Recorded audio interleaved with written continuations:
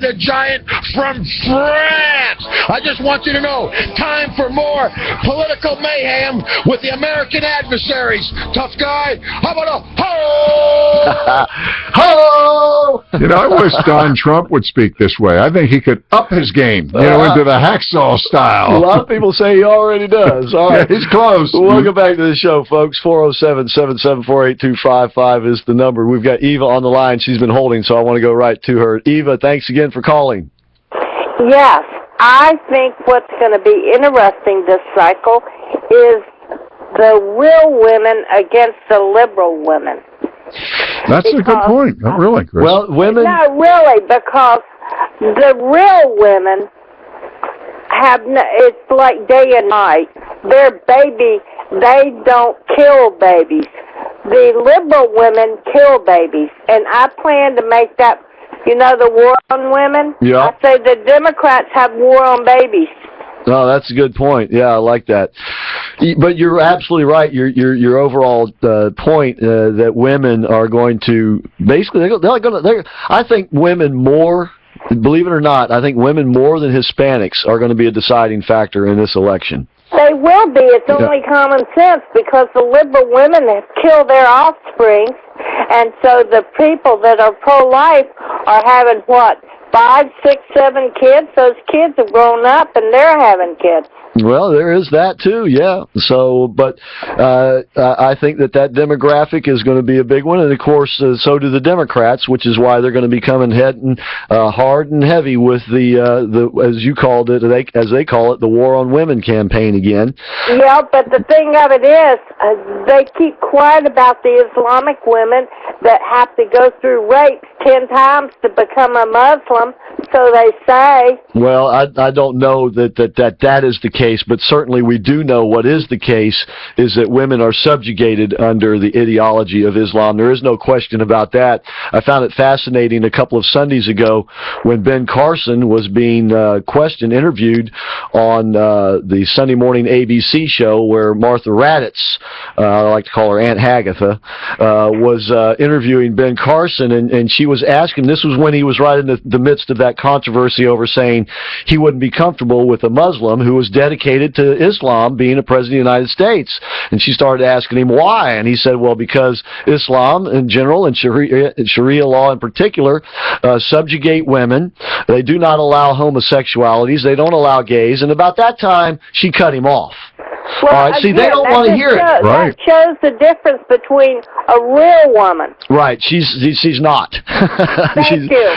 I rest my case, because she made the case for me, and all of them will make the case.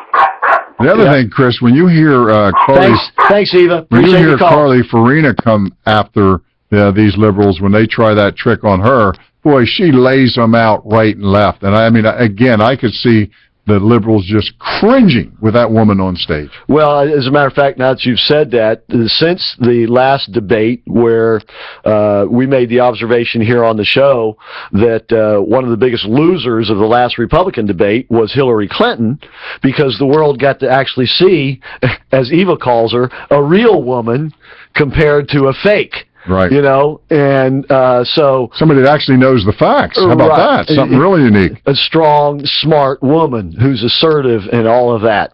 Everything Hillary Clinton would have us believe that she is. And so, yeah. I think you're right about it. Anyway, we got Rick on the line now as well. Rick, thank you for calling. We appreciate you being out there. Before I get to my main topic, I just want to mention that Trump is for some things I think you're against. He's against the Iraq war, which I've been against ever since it started. He knows it created Rand Paul said the same thing. It destabilized the area and made Iran stronger. I understand his point, yes. And taxing the rich also, which you're against. So you're not for everything he's for. Well, no, back up a minute. I'm not necessarily against rich people paying taxes. Okay, I'm not against that. But it has to be done in a fashion where they'll actually pay the taxes. You see, the difference between, say, for instance, what Warren Buffett and Barack Obama want to do is basically what they would end up doing is raising taxes on the middle class and not really changing their own tax status. They'll still be able to find the ways to get around it. What I would like to see is a simpler tax code. As I've said, I followed Jerry Brown for a while because he was for a flat tax. I didn't say I would have voted for him, but I was interested.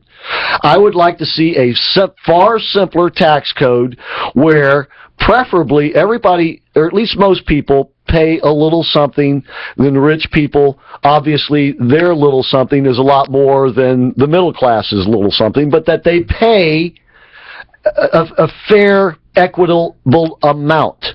I don't think that's happening. And when Warren Buffett comes out and says he wants to pay more taxes, and yet what he actually supports is a tax code which allows him to evade paying more taxes, and which also allows him to pay as much as he wants voluntarily, it just smacks to me of hypocrisy. My main point, though, is about I keep hearing, well, the Republicans cut the budget deficit, but they never say what specifically was cut.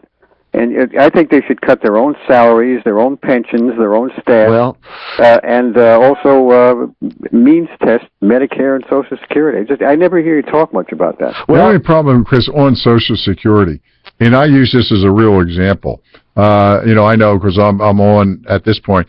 I put in $256,000 into Social Security over 45 years. Well, for future people, not so much for. But even that though, that at 3% grew to at least 900,000.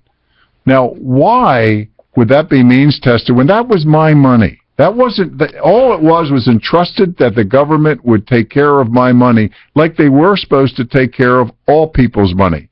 But you know what? They failed miserably.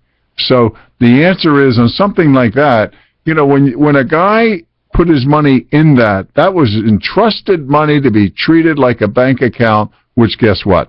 Our politicians destroyed everything. For future people, not for people who already put in. No, I agree. And you could raise the age, et cetera. There's a lot of things you could do. In terms of that, let's say... No, it's for the richer should I understand. I understand where you're going. As a matter of fact, Warren Buffett, when asked what does he do with his Social Security check, he says he gives it to charity. And by the way, the reason he reason he says he gives it to charity is because he thinks that they'll spend it better than the government if he were to give it back to the government. Now,